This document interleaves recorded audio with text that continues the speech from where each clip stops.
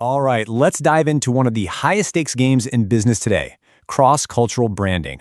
I mean, whether you're a global giant trying to break into a new market or a local hero looking to expand, getting the culture wrong, well, it can be a spectacularly expensive mistake. So let's break down how to actually get it right. And this really is the brutal, honest truth of it. You can have the best product in the world, the slickest ads, but like this quote says, if you're not speaking the local cultural language, you are literally just setting your marketing budget on fire. And that's the core idea we're going to unpack today.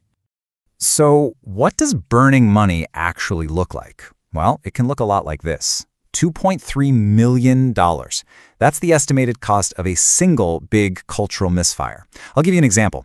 A huge beverage brand launched in Dhaka with this whole campaign celebrating individual defiance. And it completely bombed. Why? Because they totally missed that Bangladesh is a deeply collective society. That one little oversight was a multi-million-dollar lesson in culture. Ouch. And this brings us to what I like to call the great brand divide. See, brands today are caught in this perfect storm. There's huge pressure at home, huge pressure abroad, and the old playbooks, they just don't work anymore. What resonates in Michigan can be completely lost, or worse, even offensive in Mirpur. Now, this economic pressure, it's really the fuel for the fire. I mean, with inflation this high and growth slowing down, people are, understandably, being way pickier with their money. Every single purchase has to count. They're not just buying a product, they're buying into the value, the story, and the trust a brand represents. This means there is zero room for a cultural misstep. You have to get your message right the first time, every time.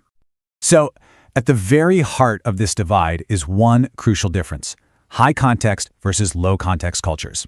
In a high context culture, like Bangladesh, communication is layered, it's implicit, you gotta read between the lines. An emotional, family-centric story feels real, it feels authentic, but in a low-context culture, say in the US, that same ad might just feel cluttered. They want the message spelled out.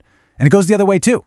When a minimalist Western ad runs in a high-context market, it can feel cold, maybe even cheap. It's a fundamental clash in how we communicate.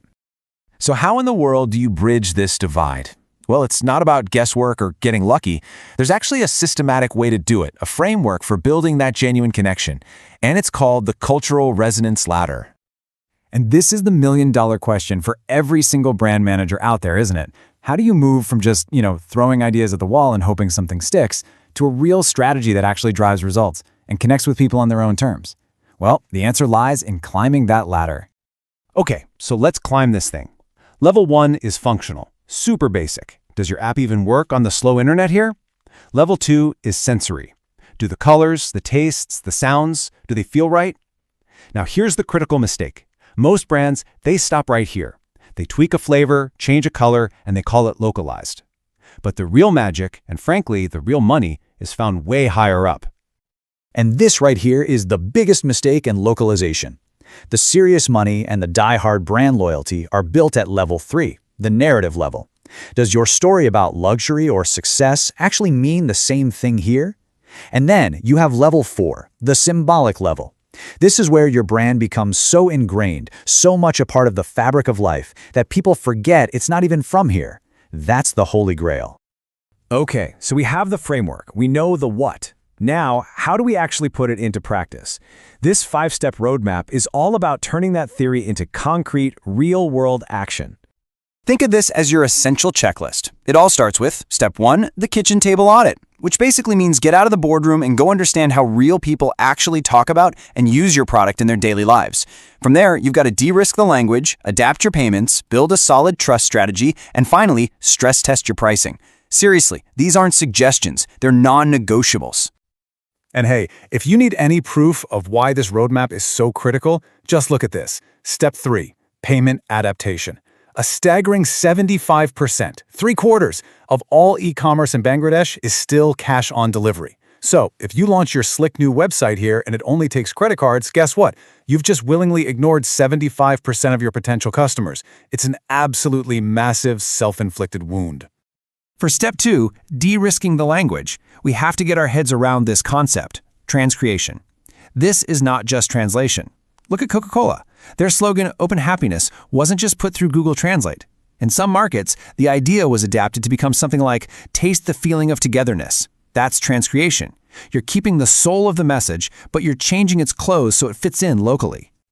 So theory is one thing, but what does this all look like in the real world? Let's dive into some real-world case studies, some winners, some losers, and some flat-out legends to see this framework in action. When we talk about reaching level 4, that symbolic level, we have to talk about Bata. This brand is the undisputed legend of localization in Bangladesh. They become so deeply woven into the culture, it's a genuine shock for a lot of people to find out they're not even a local company to begin with. This slide just shows the stark contrast perfectly. On one side, you've got Beta. They achieved true cultural ownership by positioning themselves as the durable choice for the middle class, becoming part of family rituals like buying new shoes for school. On the other side, Grameen Uniqlo. A great brand, a noble mission, but the product just didn't fit. The simple, minimalist aesthetic couldn't compete with the local love for vibrant design. It was a classic, painful product-market mismatch. But hey, this isn't just about foreign brands coming in. Just look at Pathao, a Bangladeshi brand that went global. Their expansion into Nepal was an absolute masterclass. They didn't just copy-paste their app, they adapted it. They understood Kathmandu's unique traffic chaos and its gig economy. In essence, they exported a Dhaka solution and proved that local innovation has real, regional, and even global value. And this brings us to a really critical point. There is a very, very fine line between appreciating a culture and just extracting from it. The ultimate goal shouldn't be to just use cultural symbols for your marketing, but to move beyond that, to genuinely contribute something of value back to the culture. This quote just says it all, doesn't it? We see this kind of cultural washing all the time during festivals like Pohila Boishakh.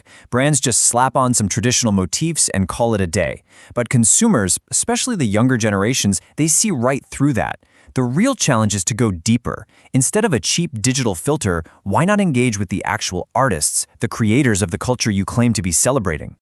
And so we'll end on this one question, the one that every brand leader should be asking their team. Are you just translating your ads, or are you truly translating your core values? The first one is just a tactic, but the second one, well, that's how you build a legendary brand.